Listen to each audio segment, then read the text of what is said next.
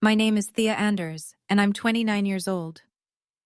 You were always our biggest disappointment, my mother said, while sliding a pen across the table so I could sign away my inheritance in front of 12 relatives. That was 3 years ago. I walked out of my parents' house that afternoon with nothing. No money, no family, no safety net. My sister Victoria took everything. The $4 million estate, the beach house, the investment accounts. My father didn't even look at me when I left.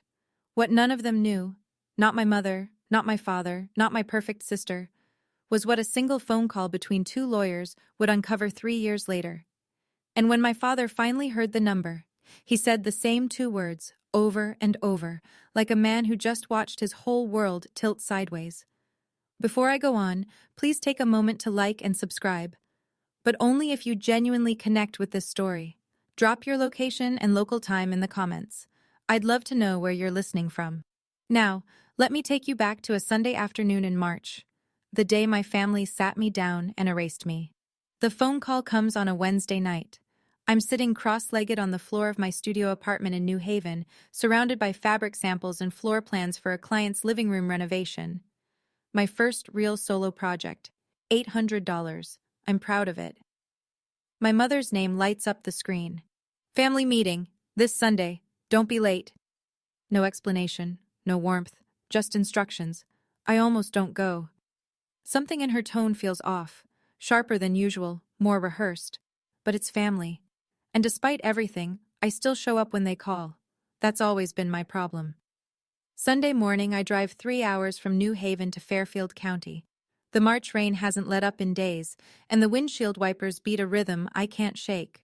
When I turn onto Ridgewood Lane, the house rises through the gray. Stone facade, black shutters, the kind of home that looks like it was built to intimidate. I grew up here. It never felt like mine. Inside, 12 people are already seated around the dining room table. Grandmother Rosemary sits nearest the window, hands folded in her lap.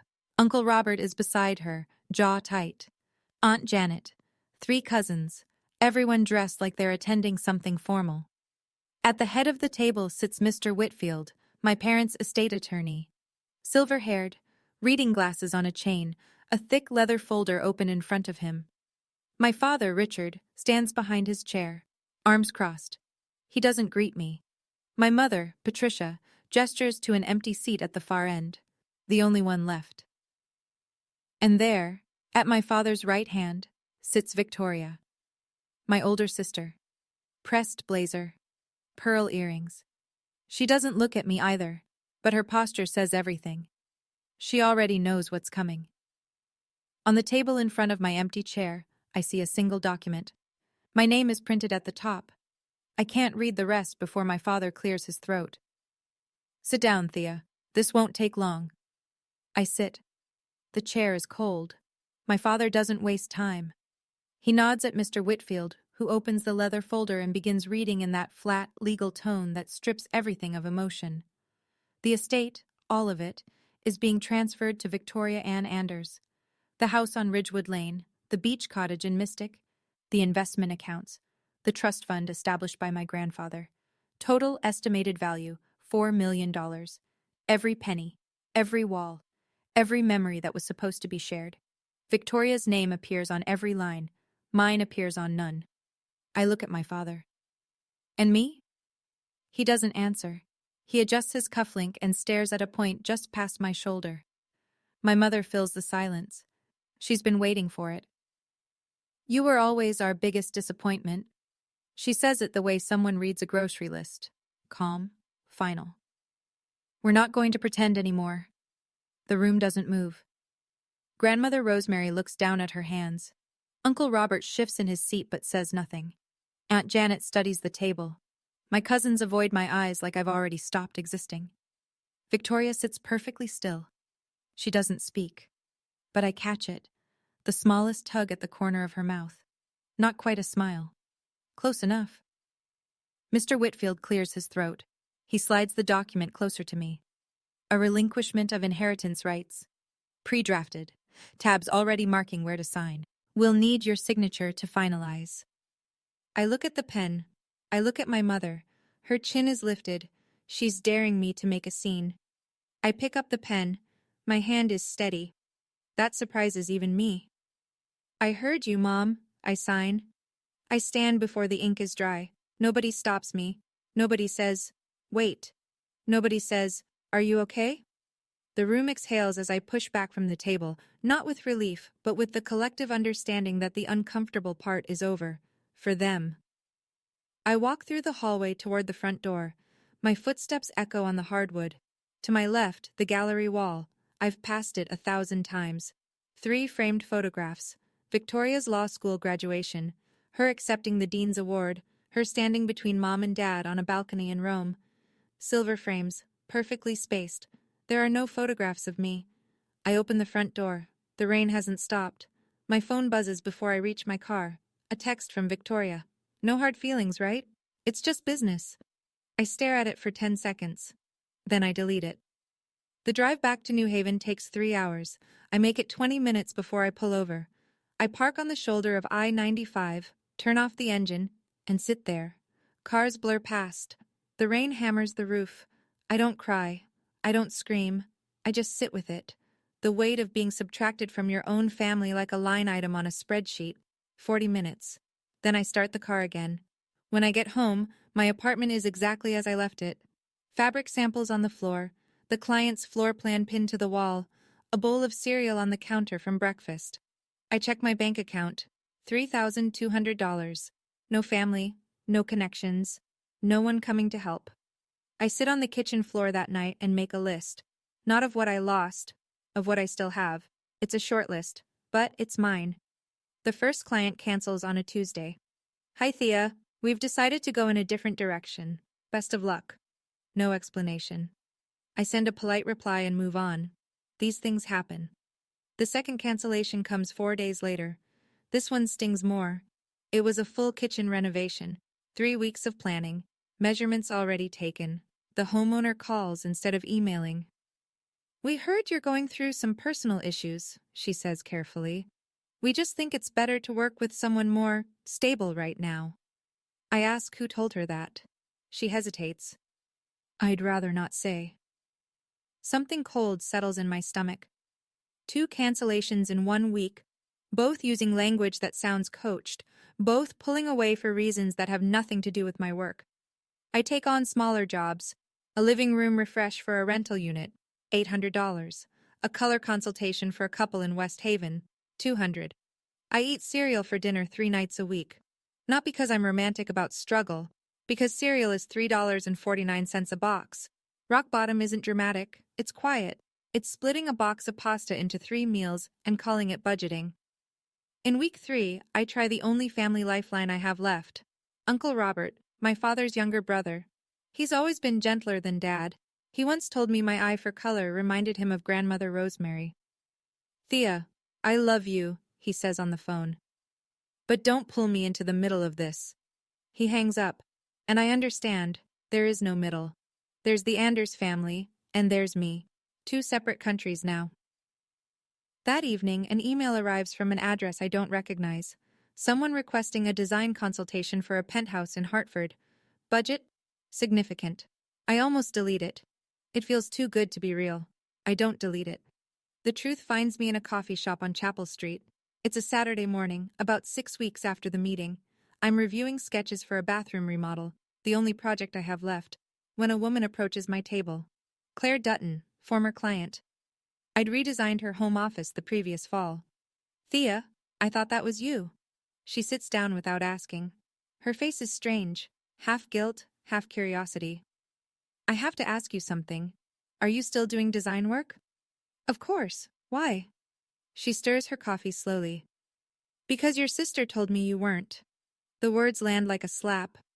Victoria called you? Not directly. She mentioned it at a dinner party.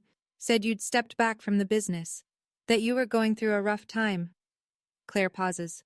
Looks at me like she's deciding how much to share. She also said you were let go from the family for reasons she couldn't get into. She made it sound serious, Thea. Like it was legal. A couple of people at that dinner were in real estate. Word travels. I set down my pencil. My hands are shaking. Not from sadness this time. from something harder. Did she say what the reasons were? No. That's what made it worse. She left it open. People filled in the blanks. I understand now. The cancellations, the sudden distance. Victoria didn't just take my inheritance. She was salting the earth behind me. Quietly, socially, with plausible deniability. No fingerprints, just whispers at dinner parties. I want to call her. I want to scream. Instead, I thank Claire. I finish my coffee. And I make a decision right there, sitting in that booth with my $6.50 latte and my ruined client list. I won't confront Victoria. I won't beg my parents. I'll rebuild. Somewhere she can't reach me. 3 months after the meeting, I break my own rule and call my mother. Not to beg, not to cry. I need one answer. She picks up on the third ring. Thea. Not a question, not a greeting, just an acknowledgement that I still exist. Did you plan it, Mom? Silence. The meeting, the 12 people, Mr. Whitfield, all of it. Was it planned? We did what was best for the family. For the family? Or for Victoria? Victoria never gave us a reason to worry. I never gave you one either. Longer silence this time. I hear her breathing. I hear the kitchen faucet dripping, the one Dad's been meaning to fix for 7 years. Strange, the details you remember when your mother is deciding whether to be honest with you. Thea. Her voice softens, but it's the softness of someone explaining something to a child. If you'd listened to us from the beginning, gone to law school, or at least gotten a real job, none of this would have happened. You chose this. There it is, the core of it. In Patricia Anders' world, obedience equals love. I disobeyed, so I don't qualify. This is the last time I call this number. Don't be dramatic. I'm not being dramatic, Mom. I'm being clear. I hang up. And I keep my word. No calls, no texts, no emails. Not that month. Not the month after. The silence between us becomes a wall, and every day I don't reach for the phone, it grows another inch higher. I'm not angry anymore. That's the part no one tells you about cutting ties. Eventually the rage runs out, and what's left is just quiet. A terrible, steady quiet that sounds a lot like freedom. 4 months in, Victoria sends the first email. Subject line, thinking of you. The body is long, carefully written, and dripping with concern. I want you to know I had no part in their decision. Mom and Dad acted on their own. I tried to talk them out of it, but you know how Dad is. I hope you're doing okay. I worry about you. I read it twice. Not because it's convincing. Because it isn't. Every sentence is constructed like a legal defense. No admissions, no specifics, no accountability. This email isn't for me. It's insurance.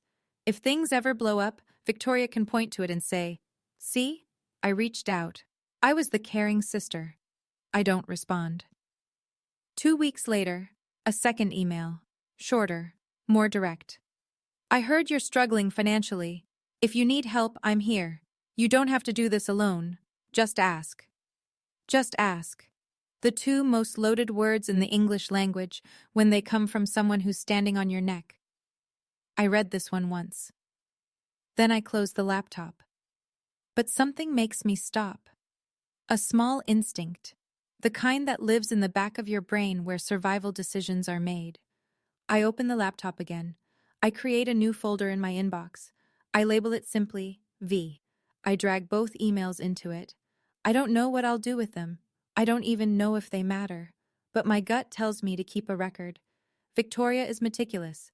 She plans 3 moves ahead. If she's sending emails this polished, she's building a narrative. And I should be keeping one too. Victoria's kindness always came with a receipt. I just never thought to check the fine print before. The Hartford penthouse changes everything. The mystery email from week 3 turns out to belong to a woman named Margaret Calloway, 62 years old, self-made, owns commercial properties across Connecticut and North Carolina. Sharp eyes, silver rings on 3 fingers, the kind of handshake that tells you she's been underestimated her whole life and has enjoyed proving people wrong every single time. We meet at the penthouse, 18th floor, overlooking Bushnell Park. The space is a disaster. Previous tenant gutted the kitchen and left, walls stripped to drywall, exposed pipes. Most designers would see a problem. I see a cathedral. Margaret watches me walk the rooms for 40 minutes. I don't pitch. I don't sell. I just move through the space, touching surfaces, measuring light angles with my hand, crouching to check sightlines. When I'm done, she's standing in the doorway with her arms crossed and the faintest smile. You see space differently than anyone I've met. The project takes 5 months. Budget, $120,000, more money than I've ever been responsible for. I don't sleep much. I source materials from salvage yards and artisan workshops.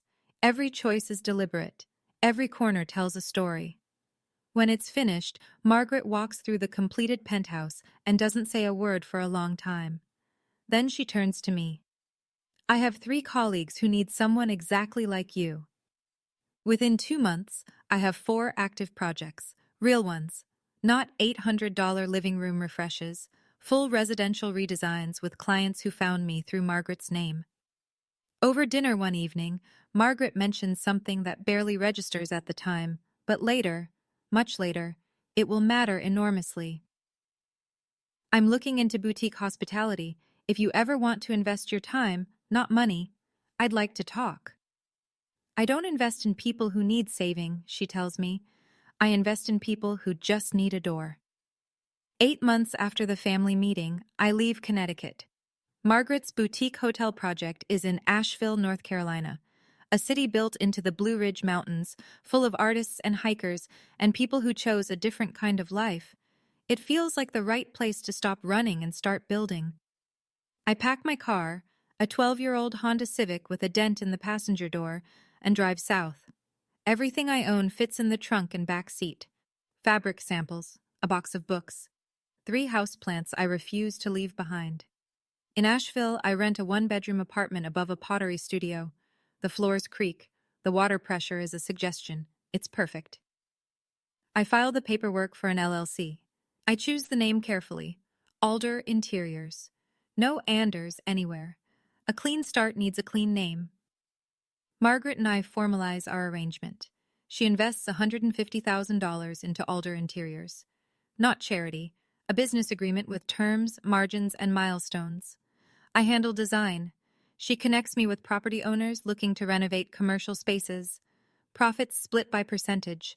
Everything documented. I work 14-hour days. Some nights, I fall asleep at my desk with a pencil still in my hand. I don't check social media. I don't call Connecticut. The world I came from shrinks a little more each week until it feels like something I watched in a movie once. Then, one Tuesday morning, my phone buzzes with a name I haven't seen in years. Daniel Reeves, college friend, now a real estate attorney in Charlotte. He's spotted Alder Interiors in a North Carolina business filing. Is this you? Thea Anders running an interiors firm? Congrats. Coffee sometime? For the first time in 8 months, I smile without thinking about it. I type back. Name a place. Daniel Reeves looks exactly the way I remember. Tall, slightly rumpled, the kind of guy who wears a suit like he's doing it a favor. We meet at a coffee shop in downtown Charlotte. He orders black coffee. I order the same. Some things don't change. We catch up. He's been practicing real estate law for 5 years. Good clients, steady work. He asks about Alder Interiors. I tell him the basics. Boutique hospitality, commercial renovations, Margaret's investment. He listens carefully. Lawyers always do. Then I tell him the part I haven't told many people. The meeting, the signing, the 12 relatives. Patricia's words. Daniel sets down his cup. His expression shifts from friendly to focused. Wait, your sister, Victoria Anders? Yes. From Fairfield County? Works at a firm in Stamford? That's her. Why? He's quiet for a moment, running something through his head. Her name came up in a transaction I was reviewing last week, a commercial deal in the Southeast. She was CC'd on an email chain between a broker and a property management group. That doesn't make sense. Victoria doesn't do commercial real estate. That's what I thought. He leans forward. Thea, in those emails, your sister was warning them about you. She said you were unreliable, that your family cut ties with you for serious financial concerns. She used your full name. The coffee tastes like ash. She told them not to work with anyone connected to Thea Anders. I don't speak. The coffee shop noise fills the gap.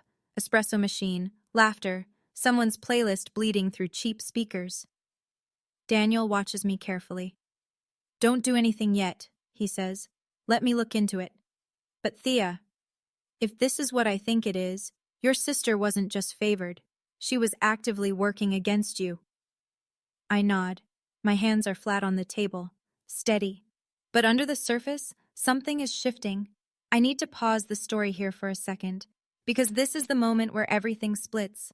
If you were me, if you just found out your own sister was going behind your back, sabotaging your name, making sure you couldn't rebuild, what would you do? Would you confront her? Or would you keep building in silence? Drop your answer in the comments. A for confront, B for silence. And if this story is hitting close to home right now, that subscribe button is right there. It's free. It helps more than you know. Okay, let's keep going. Because what happened next? I didn't see it coming either. 18 months after I left Connecticut, Alder Interiors finishes its 12th project. I keep a running log in a leather notebook Margaret gave me. Every project. Every number. 12 renovations. Annual revenue, $1.2 million. It still doesn't feel real when I write it. Margaret and I make our first major acquisition, a neglected commercial building in South Asheville, 3 stories, brick exterior, condemned by the city 2 years prior. Everyone tells us it's a money pit. We see something else. I redesign the interior. Margaret handles the permits and zoning. We pour 6 months and every available dollar into it. When we're done, the building houses 4 luxury retail tenants and 2 design studios.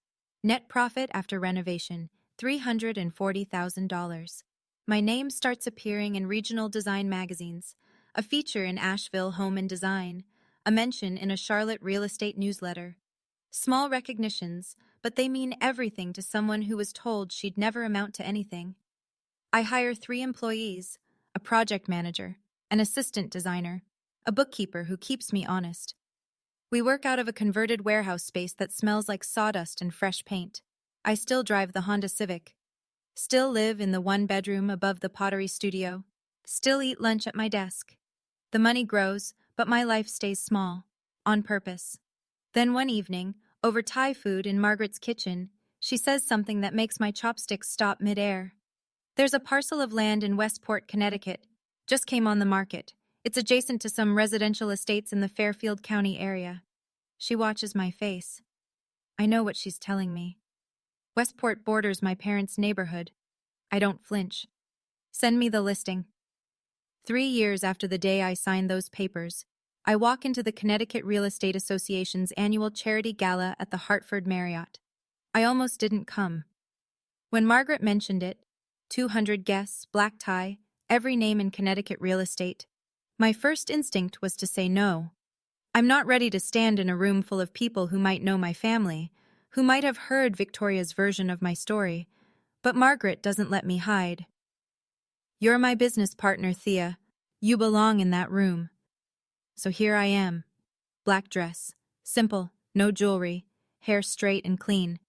I look like someone who doesn't need to prove anything, and for the first time, that's not a performance. The ballroom is gold lit, champagne on silver trays, string quartet in the corner, 200 people in dark suits and designer gowns, networking under crystal chandeliers. I see them before they see me.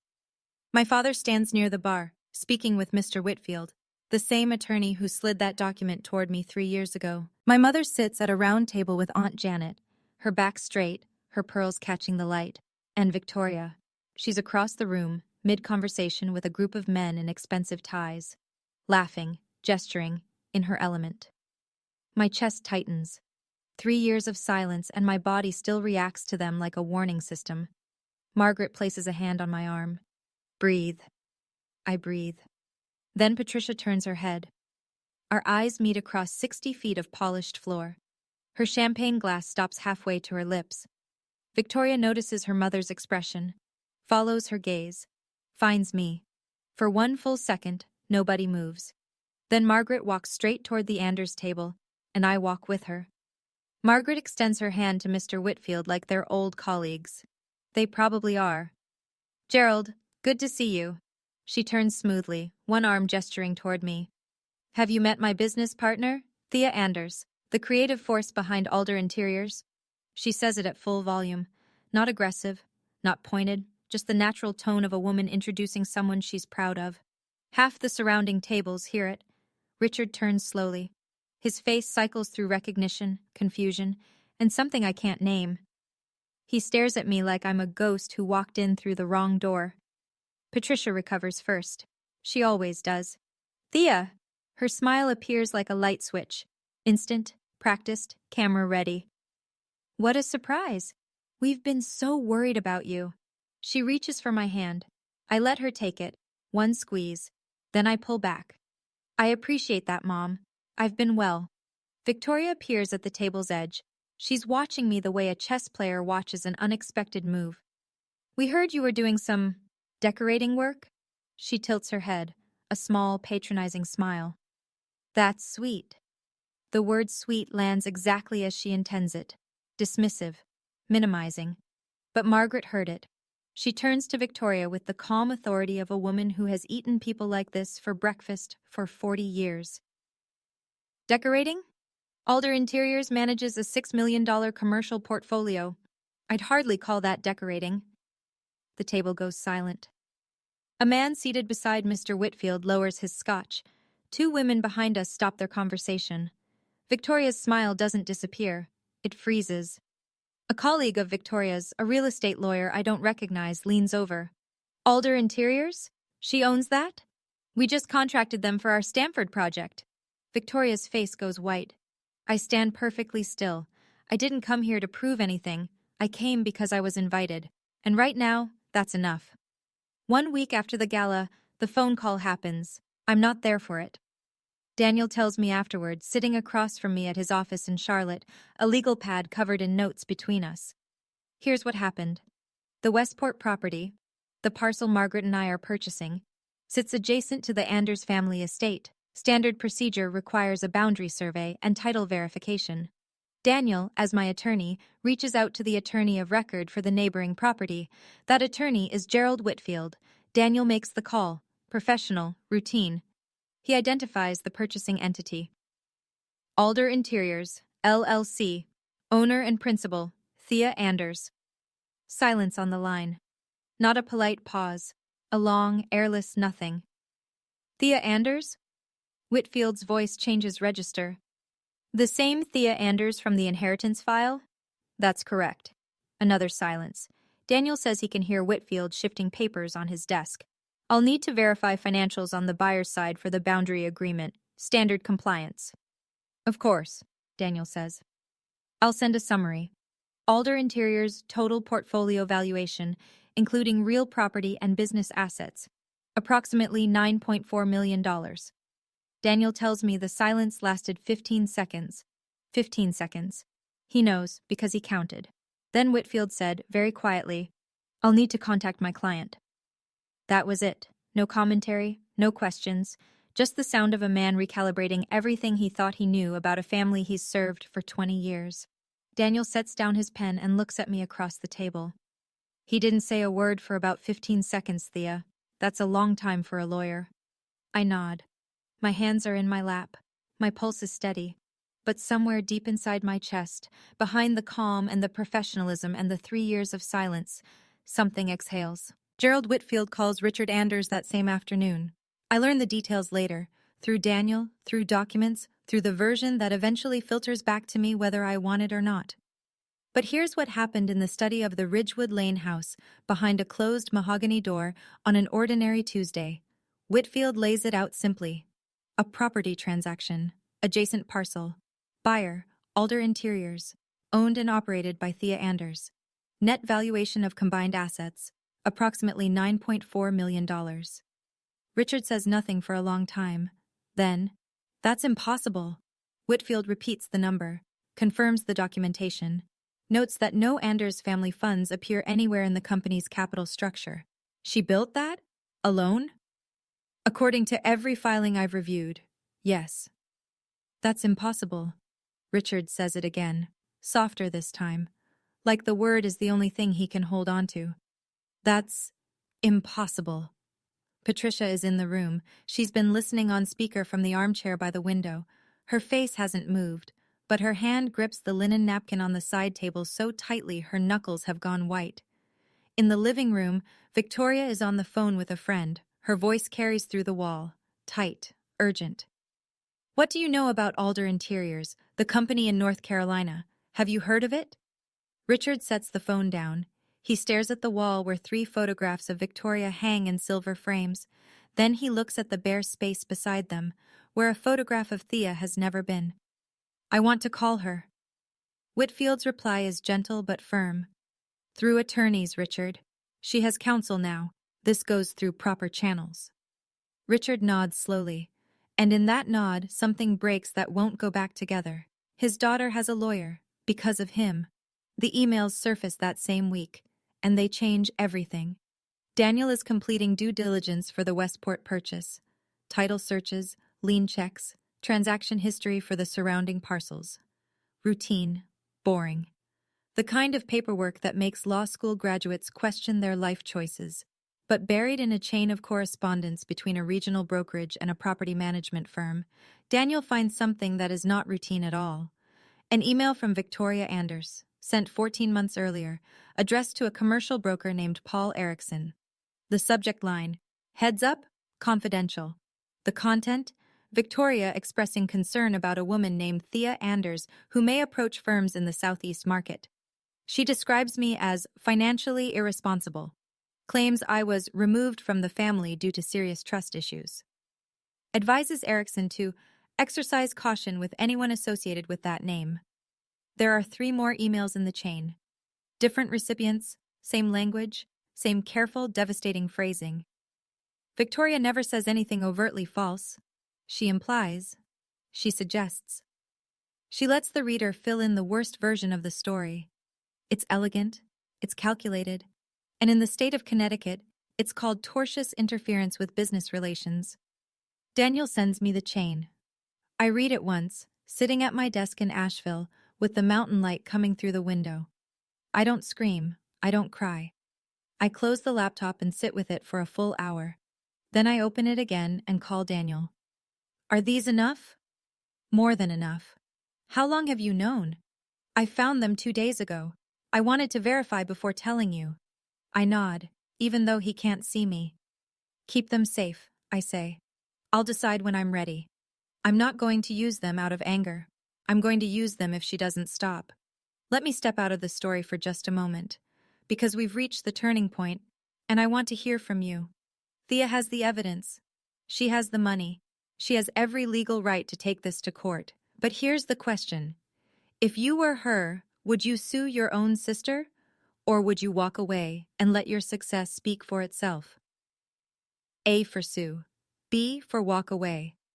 Tell me in the comments. I've read every single one so far, and I'm not stopping now. Let's get back to it. Because what Thea decides, it isn't what you'd expect. 2 days later, Daniel gets the call. Mr. Whitfield, on behalf of Richard Anders. Formal tone, careful words. My client would like to arrange a meeting with Ms. Anders, a family conversation. Daniel asks me. I think about it for 1 full day. I sit with it the way I've learned to sit with every hard decision in the past 3 years. Without rushing, without reacting, without letting the old version of me take the wheel. Then I tell Daniel, no, if my father has something to say, he can put it in writing. Richard writes. The letter arrives through Whitfield's office, on personal stationery. Not legal letterhead, his handwriting. Thea, I am incredibly proud of what you've accomplished. I had no idea. I would like to see you. We have a lot to discuss. Can we talk? I read it at my kitchen table. I read it again standing at the window. I read it a 3rd time sitting on the floor, like I did the night everything fell apart. He's proud. Of course he is, because now there's a number attached to my name. $9.4 million of validation. But where was this letter when I was earning $800 per project? Where was this pride when I was eating cereal for dinner? When I couldn't keep a client because his other daughter was poisoning every well in a 3-state radius? I dictate my response to Daniel. He sends it through Whitfield. Thank you, Dad. But I don't need pride that arrives 3 years late. I built my life without it. I'll continue without it. A week later, Richard sends a second letter. 2 words, written in ink that smudged slightly, like his hand was shaking. I'm sorry. I read it. I fold it. I put it in a drawer. I don't reply. I don't sue Victoria. I want to be clear about that. Not because I forgive her. Not yet. But because a lawsuit turns my life into a courtroom exhibit, and I've spent 3 years taking it back. I'm not handing it over again. Instead, Daniel drafts a cease and desist letter. It is 5 pages long, precise, and devastating. It names 4 specific instances of defamatory communication. It attaches the email chain. It quotes the relevant Connecticut statute on tortious interference with business relations. And it ends with a single clear statement. If Victoria Anders continues to disseminate false or misleading information regarding Thea Anders or Alder Interiors, LLC, legal proceedings will be initiated without further notice. Daniel sends it certified mail to Victoria's office at the law firm in Stamford. She receives it on a Thursday morning. I know this because Daniel gets a read confirmation at 10:14 a.m. By 10:32 a.m., Victoria calls Patricia. I learn the details later, through the grapevine that Daniel has quietly maintained with contacts in the Connecticut legal community.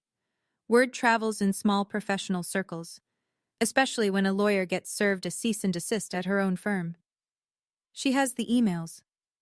Victoria's voice, I'm told, was flat, controlled, but fast. The way people speak when they're calculating damage. She has everything I sent.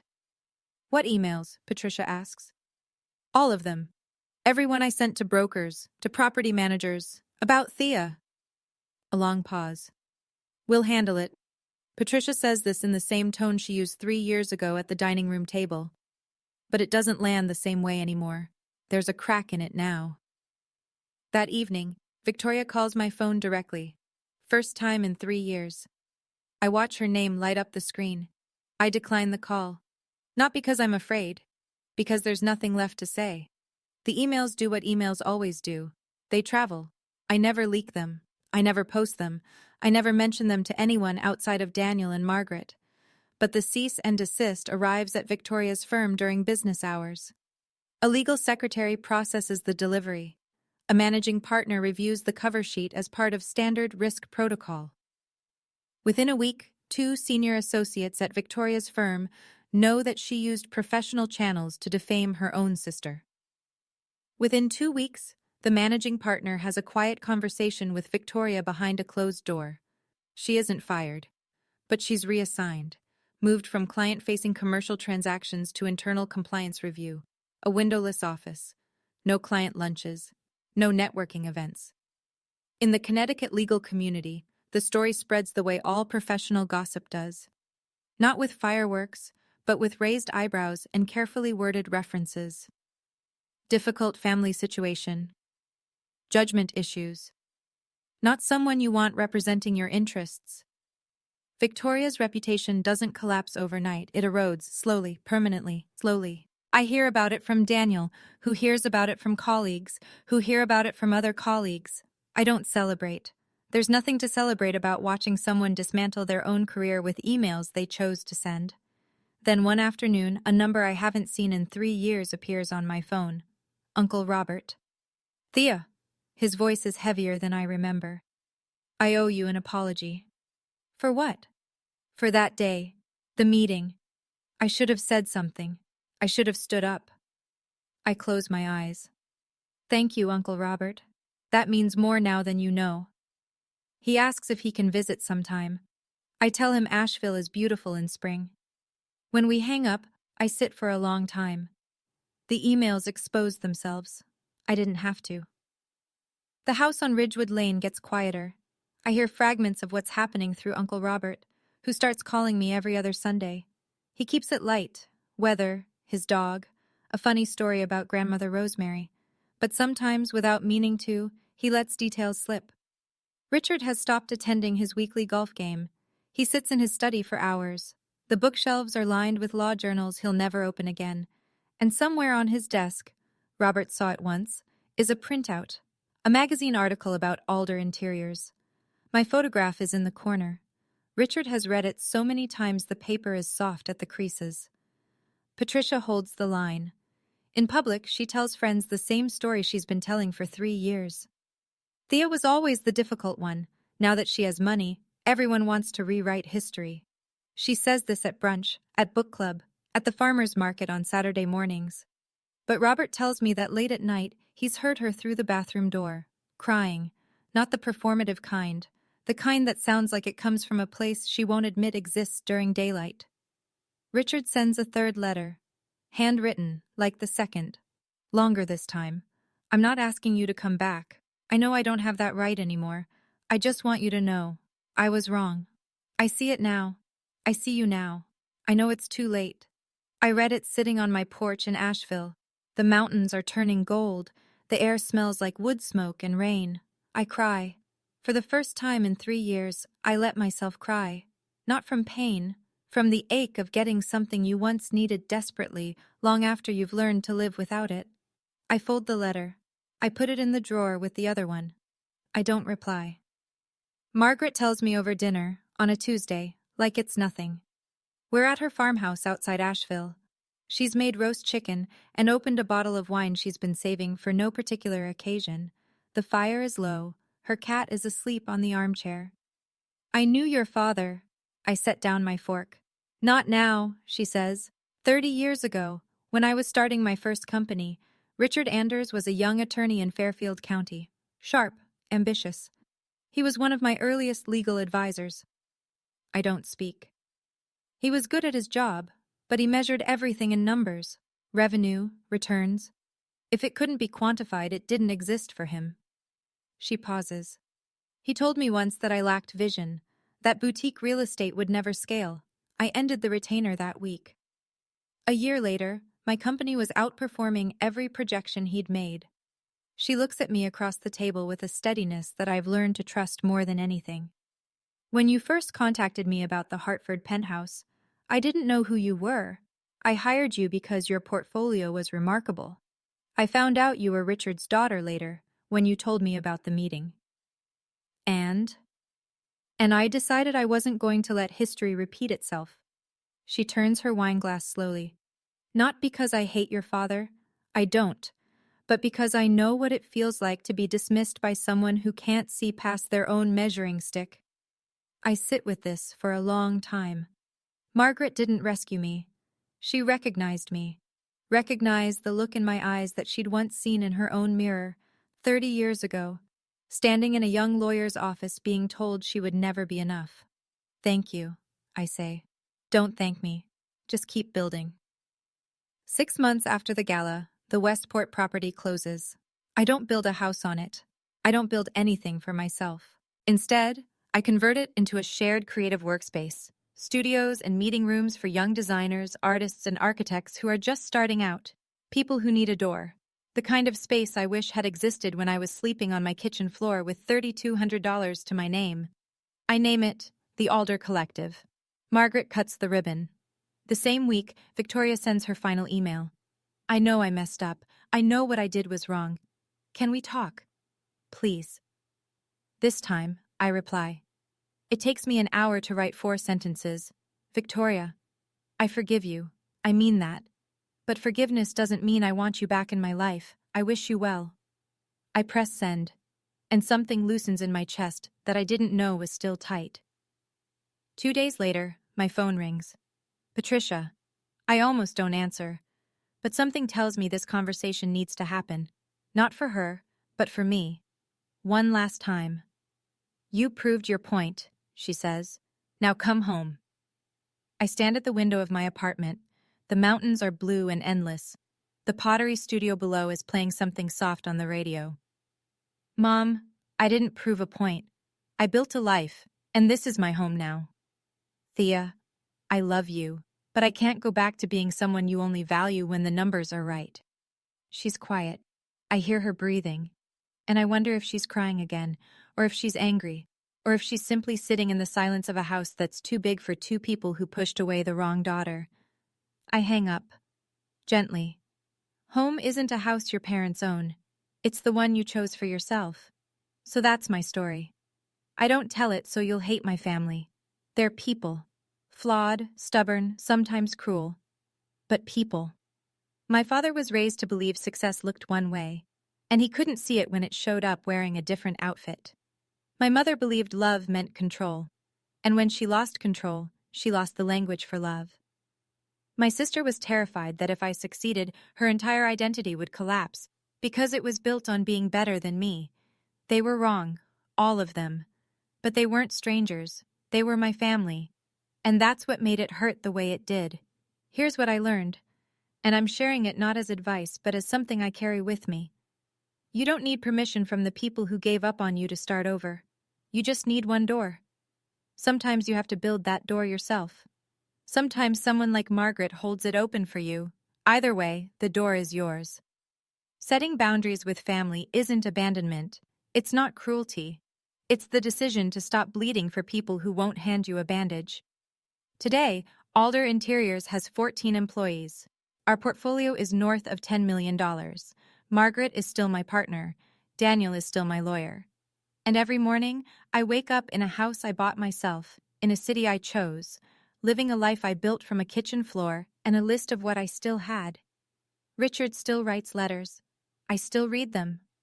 I haven't replied. Maybe someday I will. Maybe I won't. That's my choice now. And if you're out there right now, sitting in the aftermath of being told you're not enough by the people who were supposed to believe in you, hear me. The best revenge isn't proving them wrong. It's building a life so full that their opinion no longer fits anywhere inside it. And that's where I'll leave it. If you made it this far, thank you. It means more than you know. Now I want to hear your story.